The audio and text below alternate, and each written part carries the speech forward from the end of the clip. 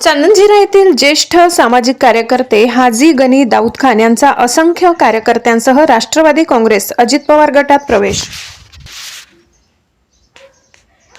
राष्ट्रवादी काँग्रेस हाजी गनी यांच्या पाठीशी पूर्णपणे उभी राहील, माजी आमदार अरविंद चव्हाण यांचे प्रतिपादन। आगामी जालना महापालिका निवडणुकीच्या पार्श्वभूमीवर राजकीय घडामोडींना वेग आलाय। राज्यभरात पालिका निवडणुकांच्या तोंडावर राजकीय पक्षांचे प्रवेश सोहळे आणि इतर कार्यक्रम सुरू असताना जालना शहरात देखील पक्षप्रवेश मोठ्या प्रमाणात सुरू आहे।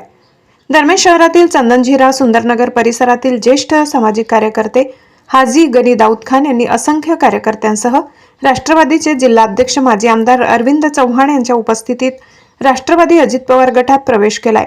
दरम्यान राष्ट्रवादी काँग्रेस हाजी गनी यांच्या पाठीशी पूर्णपणे उभी राहील असे प्रतिपादन माजी आमदार अरविंद चव्हाण यांनी केले। तसेच या जाहीर सभेला मोठ्या प्रमाणात नागरिकांचा प्रतिसाद मिळाला असून हाजी गनी दाऊद खान यांच्या पक्षप्रवेशामुळे चंदनझिरा येथे राजकीय गणिते बदलणार असल्याची चर्चा राजकीय वर्तुळात होत आहे। आज या ठिकाणी चंदनझिरा परिसरात सुंदरनगर मध्ये शेख गनीबाई यांनी मोठ्या हजारोच्या संख्येने कार्यकर्त्यासहित राष्ट्रवादी काँग्रेसच्या विचारावरती निष्ठा ठेवून श्रद्धा ठेवून प्रवेश केलेला आहे।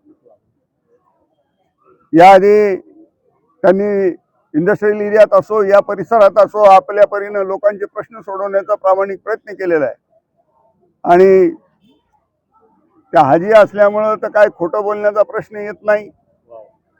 त्यामुळे निश्चित पद्धतीने पुढच्या कालखंडात सुद्धा ते जे शब्द देतील ते या परिसरामध्ये काम होईल। त्यांच्या पाठीमागे राष्ट्रवादी काँग्रेस पूर्ण ताकदीने उभं राहील आणि त्यांना ताकद देईल एवढंच या निमित्ताने मी सांगतो।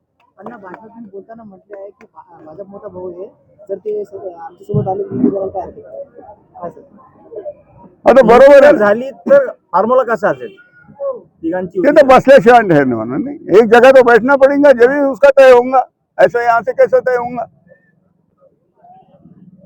ओके।